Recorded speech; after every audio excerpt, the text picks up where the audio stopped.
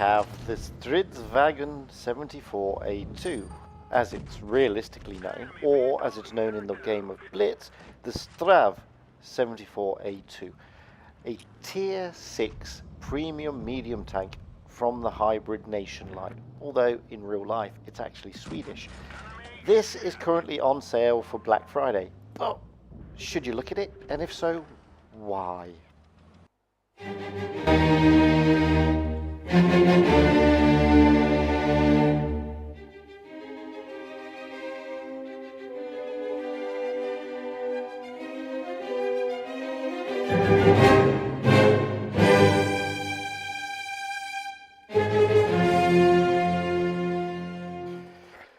Hello again everybody and welcome back to Fujit's Blitz, and continuing with our Black Friday sales review, we're looking at the Strv 74A2, or which I like to call Sweden's Ugly Duckling.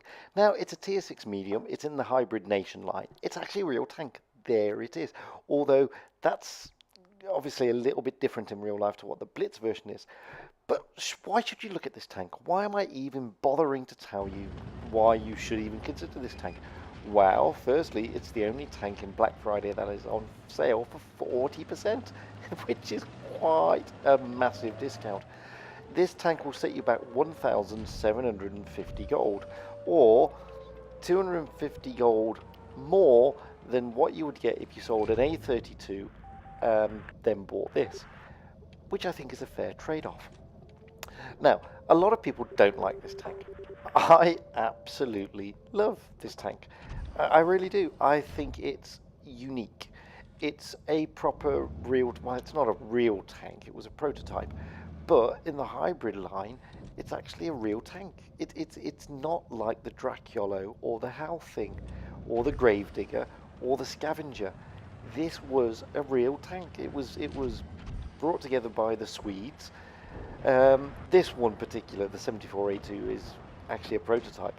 You saw a picture of the real one, and the different factors is basically the turret. This one they wanted this like super duper, like a T-67 American turret type thingy with this rotating up and down. But let's get back to the tank. Why do I like this tank? Well, I just think it's cool. Okay, let's have a look at the downsides first. It's got pants armor. Yeah, it's pretty paper thin. It's not really a medium, but it is a medium. It's got an auto loader, which is pretty effective, but has a long reload between the clips. It means 13.5 seconds is pretty long, to be fair. And you've got 2 seconds between shouts. That's not too bad. I mean, here I am against a KV-1S, and I'm giving him a bit of a hard time. Okay, I've taken a bit of damage, mainly from the Churchill, but look at this. Oh, I can get rid of the KV-1S. Oh, he hurts, because it's pretty thin. And you're knocking out, 160 per shout times 3, so you've got the ability to knock out 380, realistically, in 6 seconds, which isn't bad, in my opinion. But then you've got this long reload of 13.5. It's got not the best mobility, but it's meant to be a medium tank anyway. So, it's a bit heavy and cumbersome, but that's not the point. It's got a pretty good gun on it, aside from the reload. Sometimes it struggles to pen. The pen values aren't exactly great, but it will do decent damage. It will knock out, as I said, 380 realistically in approximately 6 seconds, and then you've got to wait. So I think it's a good tank. The other thing is, I think it's unique. This is not your normal run-of-the-mill tank. We had a relatively decent game there. We didn't set the world on fire, we did 1,100 damage, and we got a 3rd class for our troubles. Now, this is my friend Harrier77 of NX6, who's helped me tirelessly in pulling together these Black Friday review videos, and he's also rolling out in the Strv 74A2. Now, as I said, whilst it's a medium, I tend to have more success in it playing it as a TD. Now, I've got a pretty decent win rate in this. I think it's just shy of 60%. I like this tank. I think if you know how to play it, it's a good little tank to have in your garage. You can have some real fun in this. Okay, you can't really play it like a medium, to be honest with you. It just won't let you with that armor. Um, you could argue it's pretty much like the AMC BIS or whatever. I think it's more of a TD with this gun. And sorry why I'm taking down the volume there. I don't know why I did that. But as you can see here with Harrier 77, you get it into a good position like this, and boy, you could be effective. I mean, he's raining fire down. Oh, that's the other thing. Its camo profile is pretty poor. You can get spotted like all over the shop. That's one of the downsides I see to it.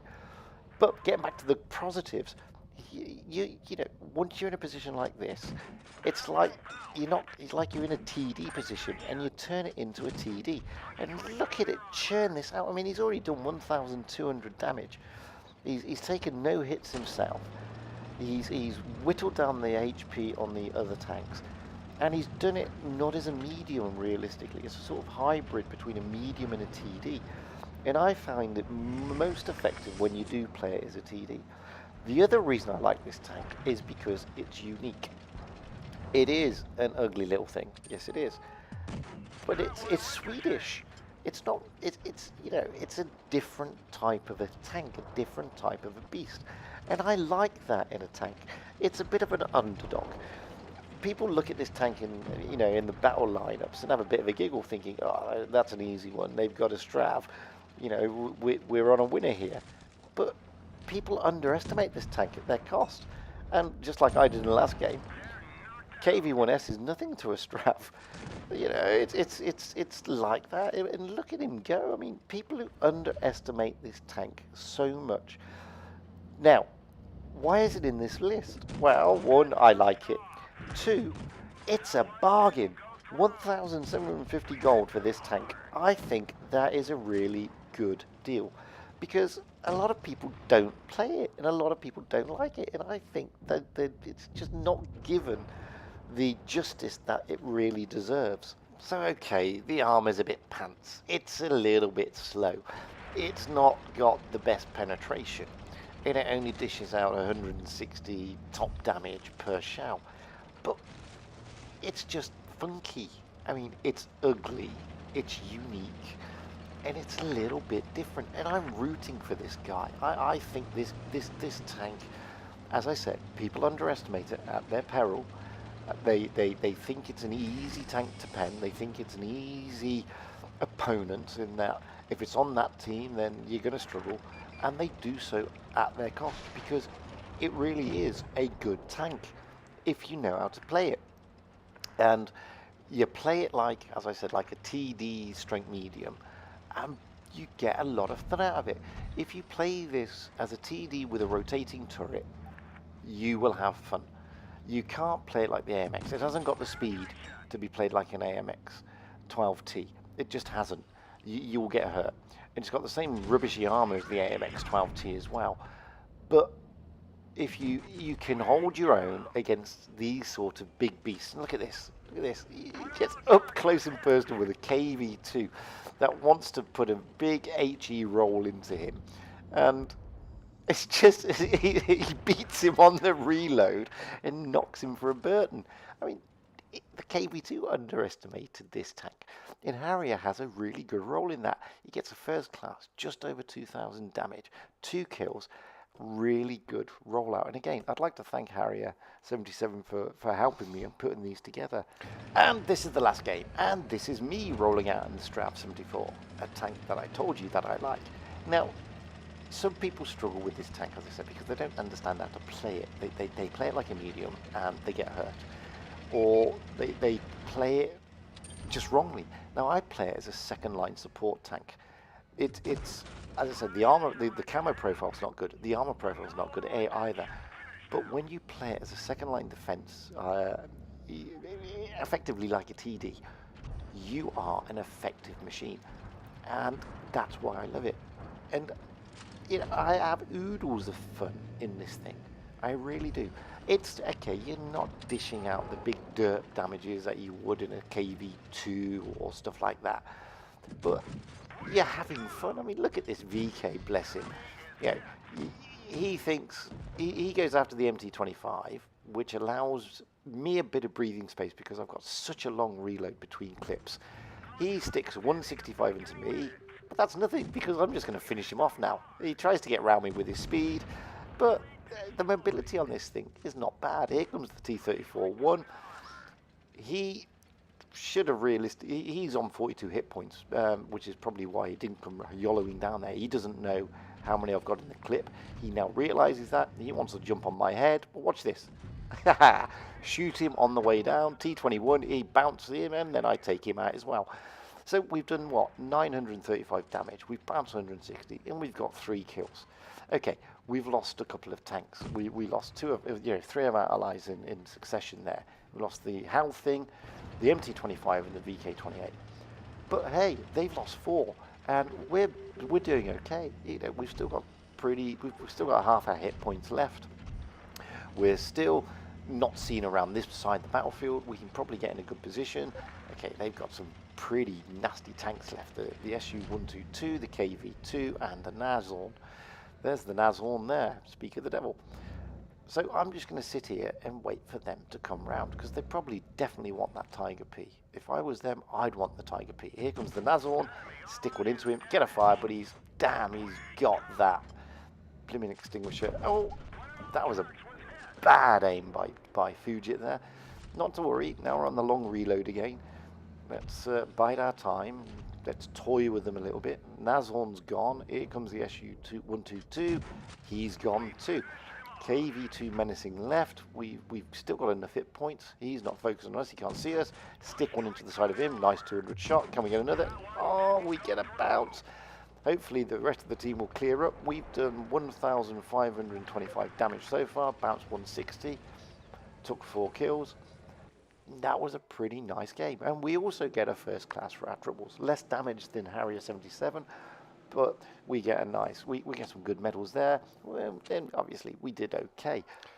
Now, the other thing I want to point out is that, you know, as I say in all the games, I am not the best player of this tank or any tank in Blitz. I do it for a bit of fun, and I do it because I think, you know, I've got a bit of experience. I know a little bit of the game. I'm not the best. The thing about this tank, and why I think it's worth the gold being dropped, you know, the 1,750, is a couple of reasons. Firstly, it's a good credit earner. 2, I think it's a pretty good price, 1,750 for a tier 6. 3, it's a fun tank. And 4, it's different. Now, it's not to everybody's cup of tea. I get that. I understand that. A lot of people will struggle with this tank. A lot of people won't get on with it. But I like it. And I think once you've got to grips with it, it's a really nice tank to play around in. Okay. This is what I look for in a tank. Don't forget, not tanks necessarily are not good or bad. It's players who are good or bad. Some tanks we can get on with, some tanks we don't get on with. That doesn't make the tank rubbish. It just makes the tank difficult for that particular player to play with. I mean, I know there are tanks out there I really struggle with. I mean, one of the tanks that I hate with a passion, and I did not hesitate to get rid of it, was the A32. I just don't get on with that tank. Whereas I like this tank. I think this tank is fun. I think it can be played well. I think you can have a good time in it. You just have to do it a little bit differently. It's not your typical medium. It really isn't. It hasn't got the speed of the AMX, and it certainly hasn't got the armor to do a lot of the things that you think it should do. And it also struggles with penetration. But aside from all that, I still root for this bad boy. It's an ugly duckling, and I love it. Anyway, I hope this has been informative. I hope maybe it's given you a different slant on the Strv 74A2. I think it's a tank that if I didn't have it in my garage and it came up in this, I was looking at this Black Friday sale, I'd buy it, because for 1,700, I think it's a bargain. Anyway, you may have different opinions. By all means, share them, show them, press comment, email your replays, do all of these things. I keep saying this isn't just about me, it's about us. The more we get together, the more information and education we can give to other players out there. And that, at the end of the day, is what we should be doing. Anyway, guys, I always say in the other videos, I do not work for Wargaming. I am not affiliated with Wargaming. I get no benefits from Wargaming at all. I don't have press accounts. I don't have all that sort of stuff. This is my actual account. I actually spend real life money. I don't get anything for free from them. So I'm not telling you to buy this tank, as in you must go out and buy this tank because it adds to Wargaming's profit or whatever. What I'm saying is, if it was me, and I didn't have this tank, I would consider it because I think it's good value. But that's just me. You may think this tank sucks, and that's your call. I would never tell anybody to do a particular thing because that's not the way I am. I've tried to give an objective review of this tank. I think it's a good tank. It does have its foibles. Of course it does, like all tanks. It's not the best tank in the game, but it's different. And it being different, it just makes me root for it that little bit more. But it's for you to make your own minds up, guys. You know, it's not going to be the easiest tank to play. It's not. But you can have a bit of fun in it. Anyway, I hope this has been informative. I hope this has helped. I say it all the time. You know, send me your replays to fujitsblitz@gmail.com. Now I'm going to give you my standard caveat, which I give in all my videos. I am not the best player in Blitz, not by a long shot, and I'm certainly not the best player of the Strv 74A2. That accolade must belong to somebody far better than me, but I'm enthusiastic, and that's what counts in this game. I play it for a bit of fun. I don't play it professionally, heaven forbid. And all I'm trying to do is impart a little bit of sort of my understanding, my objective reasoning onto you, the players. I'm not saying I'm right. I'm not saying I'm wrong. It's just my opinion. You can agree with it or disagree with it. That's your call. But when it comes to this Sweden's ugly duckling, I just love it. I think it's a great little tank and well worth a look. Anyway, I'm leaving you here with my friend Harrier 77 of NX6 brawling in a Strv 74 with a KV2. Now, not many people would have thought that was possible, because that one shot from because he's a one shot from a KV2, quite literally, and I just love this gameplay. Not many people would brawl a Strv against a KV2, but hey, it's things like this that make me want to watch more and more of your replays. So guys, please keep them rolling in. And until the next time, enjoy Harrier 77 wiping out a KV2 in a Strv 74. Bit David and Goliath that. As always, stay safe, have fun out there, and very happy tanking, because that's what it's all about. Having fun and being happy whilst you're doing it. I mean, without that, guys, it's just a game, you know, and just enjoy it, really. Thanks to Harrier 77, as always, for assisting me in doing this. Until the next time, guys.